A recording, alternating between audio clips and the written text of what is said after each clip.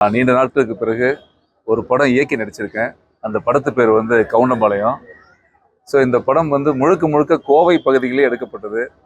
அதனால இந்த கொங்கு மண்டலம், அது மட்டும் இல்லை, குறிப்பாக கோவையினுடைய காவல் தெய்வமாக மதிக்கிற அம்மன் கோணியம்மங்கிட்ட வந்து மனசார வேண்டிக்கிட்டு இந்த படத்தினுடைய ரிலீஸ் தேதியை அறிவிக்கிறோம். வர்ற ஜூலை 15 இந்த படம் ரிலீஸ் ஆகும். ரொம்ப ஒரு நல்ல படம். வணிக ரீதியாக எத்தனையோ படங்கள் ரிலீஸ் ஆனால் கூட இந்த படத்தில் எனக்கு எடுக்கிறப்ப ஒரு பெரிய எனக்கு ஒரு சந்தோஷம் இருக்குது.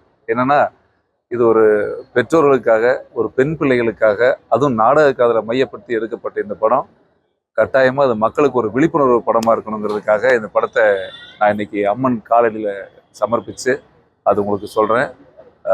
ஜூலை 5ஆம் தேதி இந்த படம் வந்து ரிலீஸ் ஆகும். தமிழகம் எங்கும் ஜூலை 5ஆம் தேதி ரிலீஸ் ஆகும். கட்டாயமாக நீங்கள் இந்த படங்களுக்கு, இதை போன்ற ஒரு நல்ல படங்களுக்கு நீங்கள் பேராதரவு கொடுக்கணும். என்னன்னா, இதில் பெரிய உச்சபட்ச நட்சத்திரங்கள்லாம் பெருசாக இல்லாட்டி கூட ஒரு தாய்மார்களுடைய கண்ணீர் இந்த படத்தில் இருக்குது. ஒரு பெத்தவங்களுடைய கண்ணீர் இந்த படத்தில் இருக்குது. ஒரு படிக்கிற பிள்ளைகளுடைய எதிர்காலம் இந்த படத்தில் இருக்குது. இந்த படத்தில் இதுதான் பெரிய ஸ்டார்னு நான் சொல்லுவேன். அதனால் தயவுசெய்து தமிழக மக்கள் நீங்கள் எல்லாரும் இந்த படத்துக்கு வந்து ஆதரவு கொடுக்கணும். கட்டாயமாக மனமாற வேண்டிக்கிறேன். அதுதான் இன்னைக்கான சிறப்பு நிகழ்ச்சி. என்ன கதை? இது வந்து ஒரு நாடக காதல் கதை. இன்னைக்கு உங்களுக்கு தெரிஞ்ச விஷயம்தான். இன்னைக்கு நீங்கள் தினந்தோறும் பார்க்கலாம். பெண்கள் படிக்க போகிற காலத்துலேயும் சரி, ஒரு பெண் பிள்ளையை இன்னைக்கு வளர்த்து அந்த பெண் பிள்ளையை பள்ளிக்கூடத்துக்கு அனுப்பிச்சு திருப்பி கூப்பிட்றதுங்கிறது பெரிய கஷ்டம் இன்னைக்கு. ஸோ இந்த பெண் பிள்ளைகளை பாதுகாப்புக்கு மையப்படுத்தி பெண் பிள்ளைகளுக்கு நடக்கிற அவலங்களை முன்னிறுத்தி தான் இந்த படம் எடுத்திருக்கோம். இது நாடக காதல், முக்கியமாக நாடக காதலை விழிப்புணர்வு போனது. என்ன இப்படி கேட்டீங்க? நாடக காதல்ங்கிறது பணக்கார பிள்ளைங்கள குறி வச்சு தாக்குறது, சரிங்களா? இன்னைக்கு காதலை நீங்க தினந்தோறும் பாக்குறீங்க. நான் நேற்று கூட ஒரு சம்பவம் நடந்தது. போன வாரம் பாருங்க, நெல்லையில ஒரு சம்பவம் நடந்தது. எவ்வளவு ஒரு பெரிய கஷ்டம். ஒரு பெண்ணுங்கிறதுக்கு எல்லாத்துக்குமே யாரையும் காதலிக்கிறதுக்கு எந்த பெற்றோரும் எதிரி கிடையாது. ஆனா தன் காதலிக்கிற மகள் வந்து சரியான பாதையை தேர்ந்தெடுக்கிறாளா இல்லையாங்கிறதா எல்லா பெற்றவங்களுடைய கவலையும்.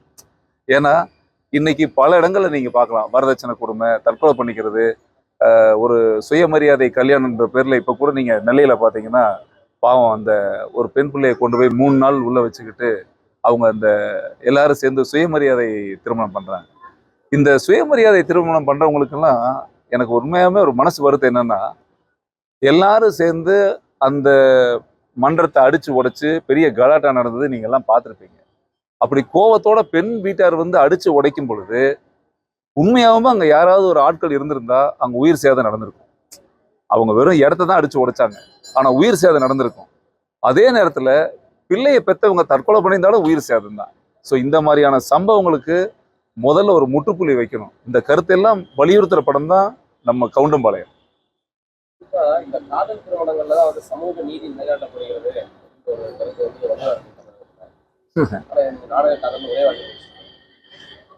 ஏங்க, இந்த சமூக நீதி பத்தி தயவு செய்து யாராவது பேசினா அந்த கடுங்கோம் வரும். என்ன சமூக நீதி? பெத்தம்மா கஷ்டப்பட்டு அவன் கால் கெடுக்க 4 வேலை செஞ்சு, கூலி வேலை செஞ்சு பிள்ளைய படிக்க வச்சு காலேஜுக்கு அனுப்பிச்சு ஸ்கூலுக்கு அனுப்பிச்சு அந்த பிள்ளைய கிளி மாதிரி பார்த்து கொண்டு வர்ற பிள்ளைய கண்டவன் தூக்கிட்டு போறதா உங்களுக்கு புரட்சி காதலாது? இதுதான் சமூக நீதியான காதலாது? சமூக நீதிங்கிறது என்னது? முதல் சமூக நீதியே தவறு. எப்படி தவறுங்கிறீங்க? ஒரு செல்போன் காணாம போச்சுன்னா கம்ப்ளைண்ட் கொடுக்குறீங்க, கார் காணாம போச்சுன்னா கம்ப்ளைண்ட் கொடுக்குறீங்க, உங்க செருப்பு காணாம போச்சுன்னா ஸ்டேஷன்ல போய் கம்ப்ளைண்ட் கொடுக்குறீங்க. அந்த வழக்கெல்லாம் எடுத்துக்கிறீங்கல்ல. பெத்தவங்க கஷ்டப்பட்டு ஒரு பிள்ளையை பெத்தாங்கன்னா அந்த பிள்ளை காணாம போகுது, அந்த பிள்ளை ஒருத்தர் தூக்கிட்டு போறோன்னா அதுக்கு என்னங்க பாதுகாப்பு? நீங்களாம் ஒரு 4 பேர் போய் கையெழுத்து போட்டா அந்த பிள்ளை கல்யாணம் ஆயிடுமா? அப்ப பெத்தவங்களுடைய நிலை, பெத்தவங்களுடைய வலி, அவங்களுடைய கண்ணீர் என்ன? என்னைக்கு இந்த சமூக நீதின்னு சொல்லி ஏமாத்துறாங்களோ அந்த சமூக நீதி போராளிகள் எல்லாருமே தயவு செஞ்சு தான் குடும்பத்துல ஒரு சுயமரியாதை கல்யாணம் தம் மகளுக்கு பண்ணிட்டு அடுத்தவங்க மகளுக்கு பண்ணா ரொம்ப சிறப்பு. ஏன்னா அடுத்தவங்க கஷ்டத்துடைய குடும்பத்தோட வழி தெரியாது.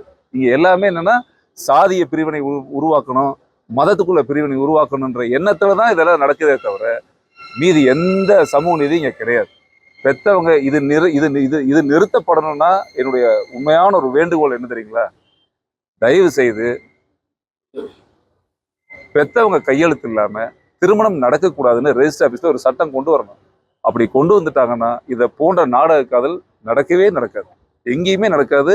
ஆணவ கொலையும் நடக்காது, அடிதடி நடக்காது, கலாட்டா நடக்காது, சமூக பிரச்சனையும் நடக்காது. இதுதான் அடுத்து. எப்படிங்க? சாதி என்பது அப்படியே பிரிஞ்சிருக்கிறதா நல்லது, சமூக நீதின்றது தேவையில்லை அப்படின்றதா? நீங்க இடஒதுக்கீடு இருக்கும்போதே தெரியலையா? இடஒதுக்கீடுக்கு மட்டும் சாதி தேவைப்படுது உங்களுக்கு. அப்புறம் என்ன சமூக நீதி பிரச்சனை பத்தி பேசுறீங்க? நான் சாதிங்கிறதே உலகத்துல உயர்ந்த சாதியை பெத்தவங்க தாங்க. நம்ம அம்மா தானங்க உயர்ந்த சாதி. நான் சொல்றது பெத்தவங்கன்னு சொல்றேன். அதுல எந்த சாதியா இருந்தா என்ன? எந்த சாதியா இருந்தா என்னங்க? அது எப்படி நீங்க சமூக நீதினு ஒத்த வழியில சொல்லிட்டு போயிட்டீங்க? அந்த சமூக நீதி வந்து பெத்தவங்களுக்கும் சேருமா இல்லையா? ஒரு பிள்ளையை தூக்கிட்டு போய் நீங்க கடத்தி வைக்கிறீங்க. ஏன் அவங்க அம்மா அப்பாட்ட ஒரு பேச்சுவார்த்தை பண்ணி சேர்த்து வைக்கலாமே? நீங்க குடும்பத்தோட சேர்த்து வைக்கலாமே? ஏன் அவங்கள எதிர்த்து தான் நீங்க திருட்டுத்தனமா கல்யாணம் பண்ணணுங்கிறதுக்காகவே ஒரு குரூப் அங்கங்க ஆபீஸ் போட்டுட்டு கட்ட பஞ்சாயத்து பண்ணிட்டு இருக்கிறீங்க? அதுக்கு என்ன இது சமூக நீதி? அது பெத்த உங்களையெல்லாம் ஒரு அம்மா தானப்பா பெத்தா? இல்ல வானத்துல இருந்து நேரா கூச்சு வந்தீங்கன்னா என்ன? அதுதான். சோ இந்த மாதிரியான விழிப்புணர்வு வரணுங்க. அடுத்த நாளைய சமுதாயம் பாதுகாக்கப்படணும். சோ இதெல்லாம் பண்றதுக்கு தான் இந்த மாதிரி படங்கள் நான் எடுத்திருக்கிறேன். இந்த படம் கண்டிப்பா உங்களுக்கு எல்லாம் பிடிக்கும். அது காதல் திருமணத்துக்கு எதிர்ப்பு ஜாதி பேர் கொண்ட படத்தை வந்து வச்சிருக்கீங்க. அப்படிங்கும்போது ரஞ்சித் வந்து ஜாதிய ஆதிக்கத்தை ஊக்குவிக்கிறார் அப்படின்னு பாருங்க, நானும் இப்ப சமூக வலைத்தளங்கள்ல நிறைய பார்த்துக்கிட்டே வரேன். நான் வந்து ஒரு 100 படத்துக்கு மேல நடிச்சிருக்கேன். தமிழ்நாடு மக்களுக்கு எல்லாம் தெரியும். நான் எத்தனையோ வேஷங்கள் பண்ணியிருக்கேன். நான் ஒரு பெரிய என்ன வந்து இப்ப என்ன சமீப காலமா இப்ப என்ன ஒரு விஷயம் நடக்குதுன்னா, கவுண்டம்பாளையம்னு ஒரு பேர் வச்சுட்டேன். அது ஒரு பெரிய பிரச்சனை உங்களுக்கு எல்லாம் இல்லையா? கவுண்டம்பாளையங்கிறது அது சாதி பேரா? கவுண்டம்பாளையங்கிறது இங்க இருக்கிற ஒரு சட்டமன்ற தொகுதி. இங்க ஒரு 100 ஊர் இருக்கு. கவுண்டம்பாளையம்னு கொங்கு பகுதியில வாழ்றவங்க தெரியும். கவுண்டம்பாளையம் ஒரு ஊர்னு தெரியும்.